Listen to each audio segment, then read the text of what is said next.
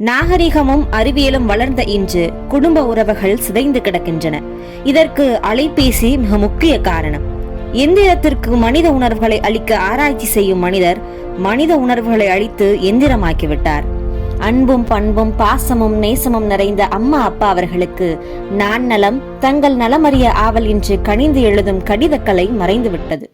உணர்வுகள், கோபங்கள், வெறுப்புகள், வேதனைகள், விகார வார்த்தைகள் அலைபேசி மூலம் கொட்டி தீர்க்கப்பட்டு விடுகின்றன. கோபத்தால் எழுதப்பட்ட எத்தனையோ கடிதங்கள் முகவரி எழுதப்படாமலே முடங்கி கிடக்கின்றன. ஆனால் அலைபேசி மூலம் முகவரி தேடி செல்லாமலேயே முகத்தில் அடித்தார் போல் பேசி இழந்த உறவுகள் ஏராளம் ஏராளம். அமெரிக்காவில் இருக்கும் அத்தையோடு ஸ்கைப்பில் பேசுவதாக பெருமை பேசும் நாம் அருகில் இருக்கும் அம்மாவோடு அரை மணி நேரம் நேரில் பேச மறுக்கிறோம்.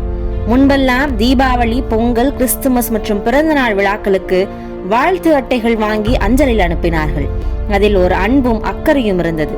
ஆனால் இப்பொழுது யாருக்கு வாழ்த்து சொல்கிறோம் என்று கூட தெரியாமல் யாரோ அனுப்பிய வாழ்த்து குறுந்தகவல்களை திருப்பி அனுப்புகிறோம். என் கொள்ளு தாத்தா வாழ்ந்தபோது வானொலி பெட்டி வந்தது. என் தாத்தா வாழ்ந்தபோது தொலைக்காட்சி பெட்டி வந்தது.